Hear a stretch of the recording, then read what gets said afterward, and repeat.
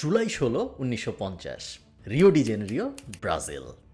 ২ লাখ মানুষ বসে আছে একটা মাঠের মধ্যে। ১৯৫০ সালের আগ পর্যন্ত এত মানুষ আগে কখনো এক জায়গায় বসে নাই একটা খেলা দেখার জন্য। যে মাঠে ওরা বসে আছে সেই মাঠের নাম মারাকানা স্টেডিয়াম। কেন বসে আছে এত মানুষ একসাথে? কারণ সামনে ফাইনাল খেলা হচ্ছে। ব্রাজিল নিজের মাটিতে বিশ্বকাপ জিততে যাচ্ছে আর একটু পরে। ব্রাজিলের জেতার জন্য শুধু একটা ড্র দরকার। খেলা হচ্ছে উরুগুয়ের সাথে, হাফ টাইম হয়ে গেছে, ব্রাজিল ১-০তে আগায় আছে। পুরা দেশে অলরেডি সেলিব্রেশন শুরু হয়ে গেছে। ব্রাজিল খুব ভালো মতো খেলেছে, ১-০তে এগিয়েও আছে। নিউজ পেপারে অলরেডি হেডলাইন দিয়ে নিউজ পেপার প্রোডাকশনেও চলে গেছে, ব্রাজিল ওয়ার্ল্ড কাপ জিতেছে নিজের মাটিতে। রাস্তায় মানুষ নাচাও শুরু করে দিয়েছে, সাম্বা নৃত্য, ব্রাজিলের আনন্দের নৃত্য।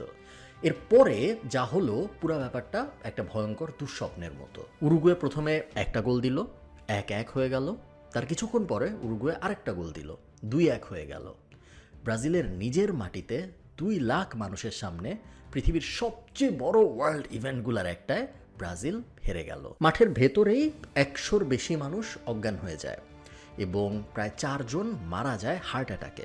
আরও অনেকের হার্ট অ্যাটাক হয়, বাট তারা পরে মারা গিয়েছে নাকি বেঁচে গিয়েছে জানা যায় না। ব্রাজিলের গোলকিপার বারবোজা হয়ে যায় ন্যাশনাল শত্রু। বলা হয় যে উনার মৃত্যু পর্যন্ত, ২০০০ সালে উনি মারা যায়, উনার মৃত্যুর দিন পর্যন্ত উনার আর কোনো নতুন বন্ধু হয় নাই। শুধু তাই না, উনি যেই এলাকায় থাকতো ওই এলাকায় উনি রাস্তার যেই সাইড দিয়ে হাঁটতো সবাই অন্য সাইডে চলে যাইতো, উনাকে এই পরিমাণ হেট করতো মানুষ। এই গল্প আমি আপনাকে হঠাৎ করে কেন বলতেছি? এই গল্প আপনাকে হঠাৎ করে বলার কারণ হলো, আমরা বাংলাদেশে অনেক ব্রাজিলের সমর্থক। ব্রাজিলের হলুদ রঙের জার্সি পরি আমরা, ব্রাজিলের পতাকা আমরা বারান্দা থেকে বা ছাদের থেকে ঝুলাই। ব্রাজিল জিতলে আমরা অনেক খুশি হই, ব্রাজিল হারলে আমরা অনেক কষ্ট পাই। কিন্তু ব্রাজিলের ইতিহাস কি আমরা জানি? পৃথিবীর সবচেয়ে অদ্ভুত, ফ্যাসিনেটিং, ড্রামাটিক দেশগুলোর একটা হইল ব্রাজিল। আজকে আমি আপনাদের ব্রাজিলের গল্প বলবো, চলেন শুরু করা যাক। আচ্ছা, প্রথমেই মনে হয় আমার আপনার দুইজনই বোঝা উচিত যে ব্রাজিল দেশ হিসেবে আসলে কত বড়। আপনারা অনেকেই হয়তো জানেন না যে ল্যান্ড মাসের দিক থেকে, আয়তনের দিক থেকে যদি আমরা হিসাব করি, ব্রাজিল দুনিয়ার ৫ নাম্বার দেশ। ব্রাজিল বিশাল বড় একটা দেশ। সাউথ আমেরিকায় যত দেশ আছে, অলমোস্ট ২টা দেশ বাদে অলমোস্ট সব দেশের সাথে ব্রাজিলের বর্ডার আছে। এত বড় এবং ঘুরায় পেঁচায় এত বড় হয়ে গেছে এই দেশটা। আপনি বলিভিয়া বলেন, আপনি পেরু বলেন, আপনি আর্জেন্টিনা বলেন, যেই দেশই আপনি মাথায় নেন, ব্রাজিলের সাথে ওই দেশের বর্ডার আছে। এবং ব্রাজিলের কথা যদি আমরা বলি, সবচেয়ে গুরুত্বপূর্ণ যে জিনিসটা, সেটার কথা আমাদের বলতেই হবে, যেটা হলো Amazon rain forest. Brazil unfortunately অনেক বড় একটা দেশ হলেও, বা ফর্চুনেটলি, এক একজন এক একভাবে দেখে, ব্রাজিলের ৬০% কিন্তু জঙ্গল। এবং এই ৬০% হলো অ্যামাজন রেইন ফরেস্ট, যেটা পৃথিবীর সবচেয়ে বড় জঙ্গল। বলা হয় অ্যামাজন রেইন ফরেস্টের ভিতরে এমন অনেক প্রাণী আছে যেগুলোর ব্যাপারে আমরা এখনো জানি না। এই প্রাণীটা যে পৃথিবীতে এক্সিস্ট করে এটি আমরা এখনো জানি না। এমন অনেক গাছপালা আছে যে গাছপালাগুলো যে এক্সিস্ট করে আমরা এখনো জানি না।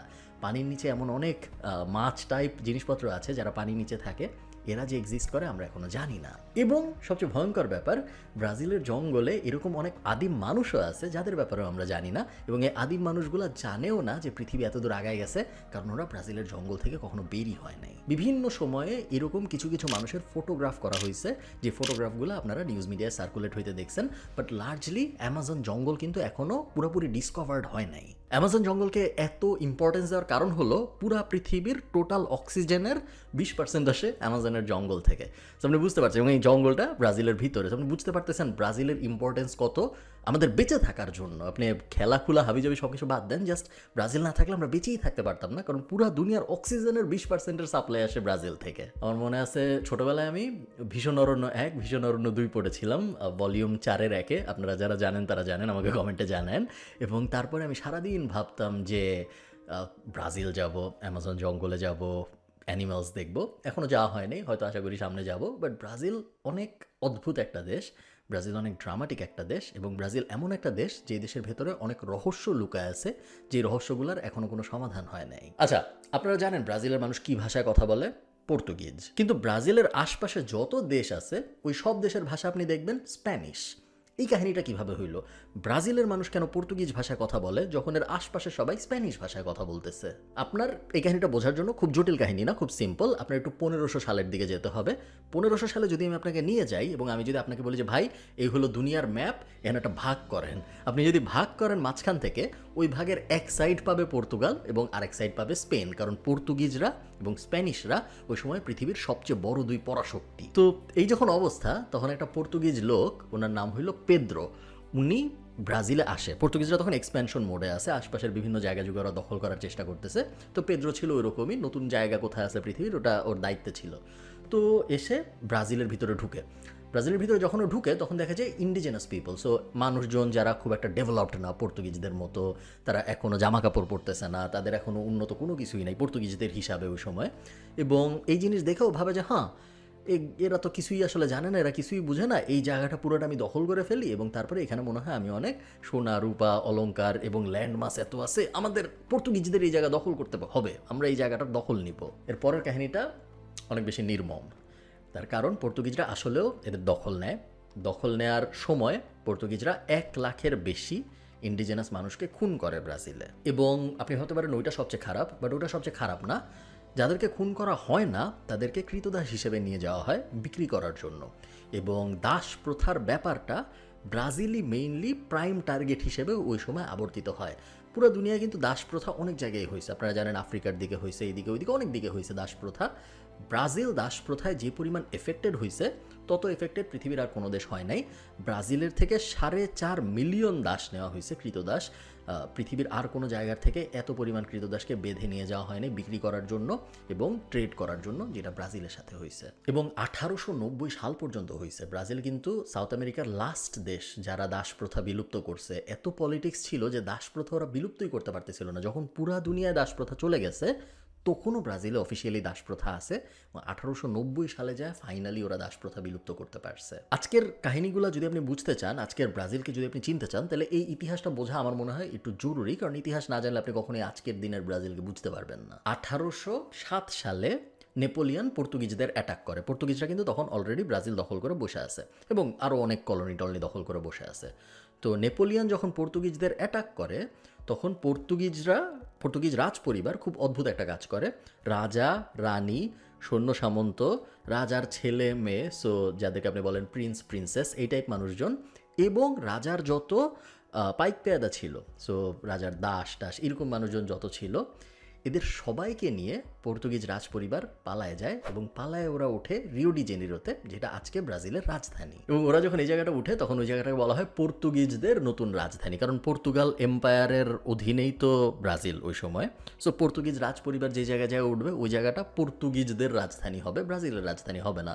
এবং এটা জাস্ট মানে পক্ষান্তরে যদি ওরা রিও ডি জেনিরোতে যায় না উঠে অন্য কোথাও যায় উঠতো, তাহলে ওই জায়গায় কিন্তু রাজধানী হইতো। ওরা যেহেতু রিও ডি জেনিরোতে উঠছে এই কারণে রিও ডি জেনিরো প্রথমে পর্তুগিজদের রাজধানী হয়েছে এবং তারপরে ব্রাজিলের রাজধানী হয়েছে। প্রায় 15,000 রাজ পরিবারের মানুষ একসাথে পালায় যায় নেপোলিয়ন থেকে এবং ওরা সবাই রিও ডি জেনিরোতে যেয়ে বাসা বানায় থাকা শুরু করে। এবং মজার কাহিনী দেখেন, নেপোলিয়ন তো হেরে যায় শেষ পর্যন্ত আমরা জানি। এবং নেপোলিয়ন যখন হেরে যায় তখন এই ব্রাজিলের মানুষজন রাজ পরিবারকে জিজ্ঞেস করে যে ভাই আপনারা তো পালায় আসছিলেন, এখন তো নেপোলিয়ন হেরে গেছে, এখন আপনারা কি আবার পর্তুগালে ফেরত চলে যাবেন নাকি? তো এই রাজ পরিবার বলে যে না, ব্রাজিলে আমরা যখন থাকা শুরু করছি ব্রাজিলের মানুষকে আমরা ভালোবেসে ফেলছি, ব্রাজিলকে আমরা ভালোবেসে ফেলছি, আমরা এখন রাজ পরিবার, কিন্তু মানে তারা শাসন করতো পর্তুগাল, তারা বল যে না আমরা যাবো না, আমরা ব্রাজিলেই থাকবো। রাজার যে ছেলে ছিল দম পেদ্রো, ও 1822 সালে ব্রাজিলকে ইন্ডিপেন্ডেন্ট ঘোষণা করে, স্বাধীনতা ঘোষণা করে এবং বলে যে আজকের থেকে ব্রাজিল স্বাধীন, আজকে থেকে আমরা আর পর্তুগিজদের অধীনে না, এবং আজকে থেকে আমি ব্রাজিলের রাজা। সাউথ আমেরিকায় ওই সময় শুধুমাত্র ব্রাজিলেরই রাজা ছিল, আশপাশের যত দেশ আছে আর্জেন্টিনা ইত্যাদি ইত্যাদি ওদের কারো কিন্তু রাজা ছিল না। ব্রাজিল ওই লোকের কারণে তখনও রাজপ্রথা ধরে রাখতে পারছে। এখন আমি আপনাদের ফুটবলের কাহিনীটা একটু বলি, কারণ ফুটবলের কাহিনীটা তো আমাদের অবশ্যই বুঝতে হবে যে ব্রাজিলে ফুটবল কিভাবে আসলো। এক লোক ছিল, সেই লোক ব্রাজিলের রেলওয়েতে চাকরি করতো।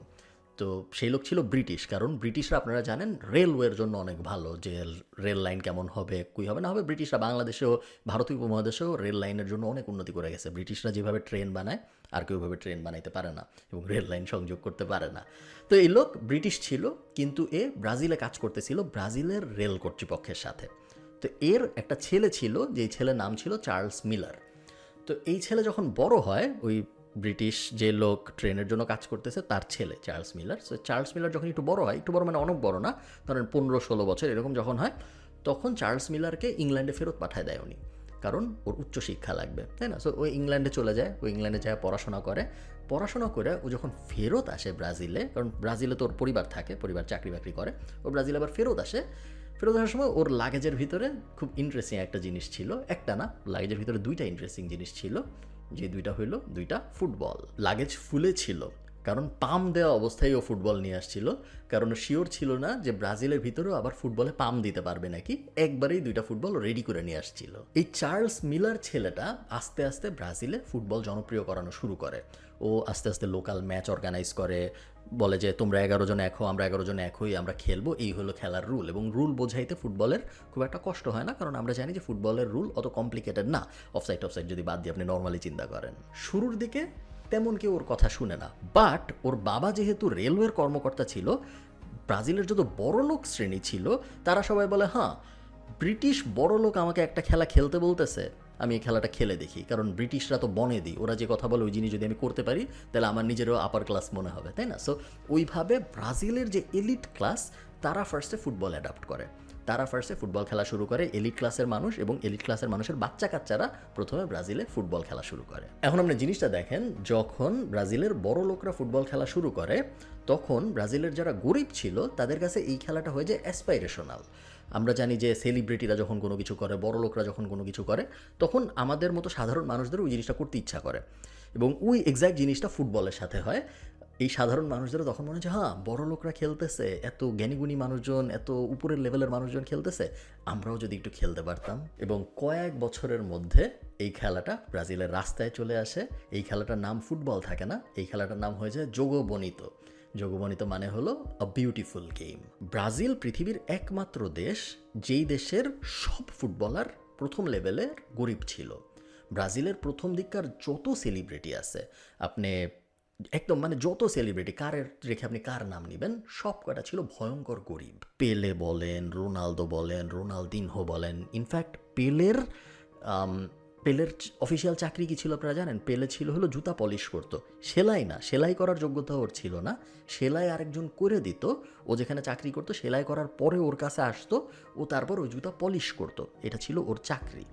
17 বছর বয়সে এই পেলে ব্রাজিলকে ওয়ার্ল্ড কাপ জিতায়। আপনি কখনো ভাবছেন যে কেন এই কাহিনী? মানে বড় লোকরাও তো খেলছে, বড় লোকরা কেন ওয়ার্ল্ড কাপ টিমে যাইতে পারে নাই যেখানে পেলের মতো গরিব মানুষজন যেতে পারছে?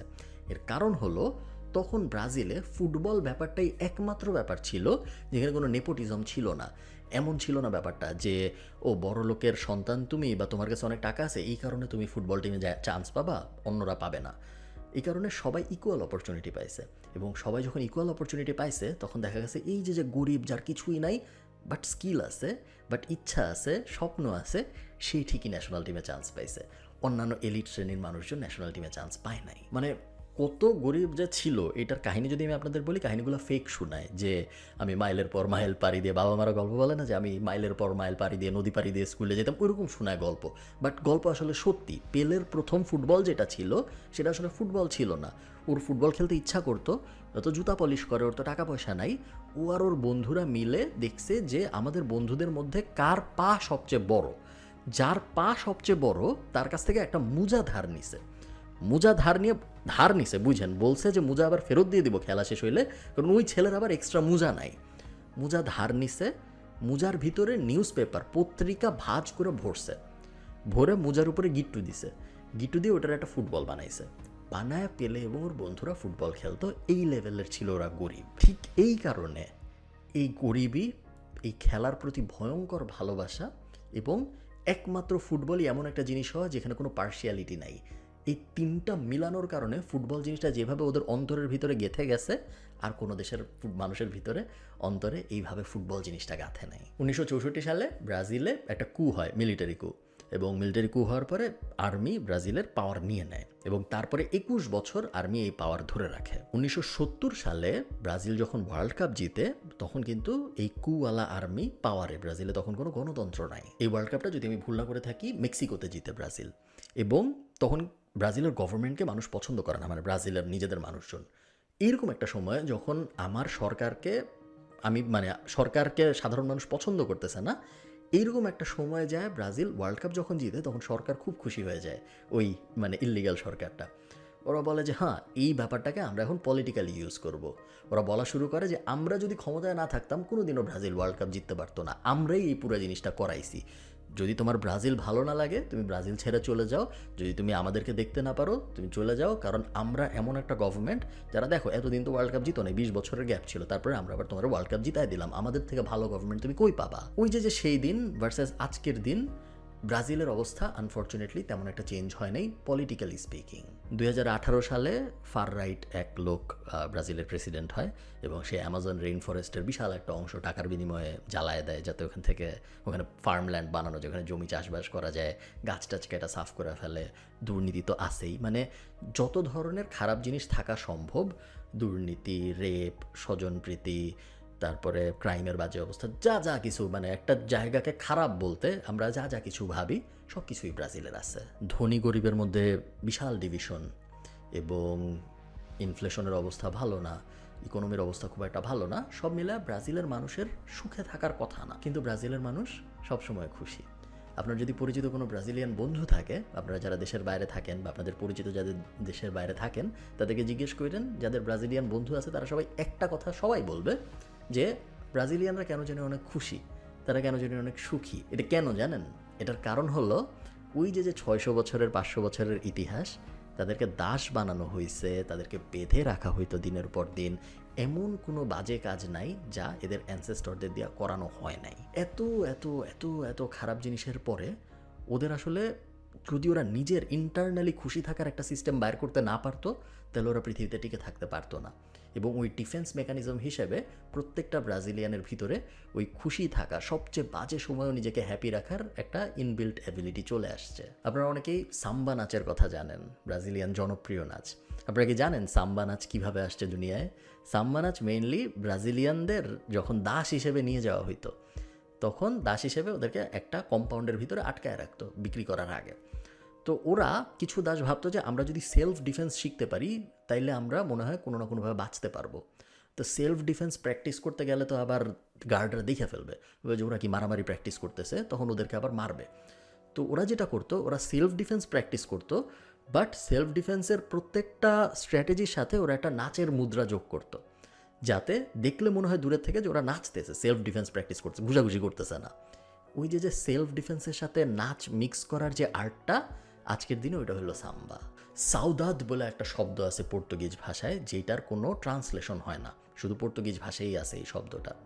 এই শব্দর মানে যদি আমি আপনাদের বোঝাইতে চাই, এটার মানে হলো আপনি অনেক কষ্টে আছেন but at the same time আপনি অনেক সুখেও আছেন, আপনি একটা মিক্সড ফিলিংয়ের মধ্যে আছেন।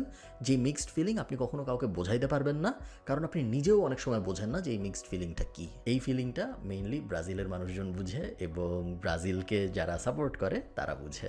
আপনি যদি একজন ব্রাজিলের সাপোর্টার হন তাহলে চান্স আছে এই ফিলিংটা আপনি নিজেও বুঝেন। আপনি যদি একজন ব্রাজিলের সাপোর্টার হন তাহলে চান্স আছে আপনি নিজেও আপনার জীবনে অনেক কষ্টের মধ্যে দিয়ে গিয়েছেন এবং আপনার দুয়ে দুয়ে চার মিলাইতে হবে না। ব্রাজিলের ওই মানুষ এসে কখনো আপনাকে তার দাস প্রথার কষ্টের কথা বলবে না, আপনিও কখনো ব্রাজিলের একজনকে যাই কাহিনীগুলো বলবেন না। কিন্তু আপনি যখন খেলা দেখতে বসবেন আপনি কেন জানি ওদের সাথে রিলেট করতে পারবেন, এবং কেন রিলেট করতে পারতেছেন এটা আপনি নিজেও কখনো বুঝবেন না। কেন বুঝবেন না কেউ জানে না। বাট নেক্সট টাইম আপনি যখন খেলা দেখবেন ব্রাজিলের, তখন মাথায় রাখেন যে আপনি জাস্ট খেলা দেখতেছেন না, আপনি 500 বছরের পুরানো একটা ইতিহাস আপনার চোখের সামনে দেখতেছেন, যে ইতিহাসের নাম ফুটবল। আমাকে জানান ব্রাজিলের ইতিহাসের ভিডিওটা আপনাদের ভালো লাগে নাকি। যদি ভালো লাগে এবং পরবর্তীতে অন্য কোনো দেশ আপনি চান আমি কভার করি, আমাকে কমেন্টে জানান। টাটা।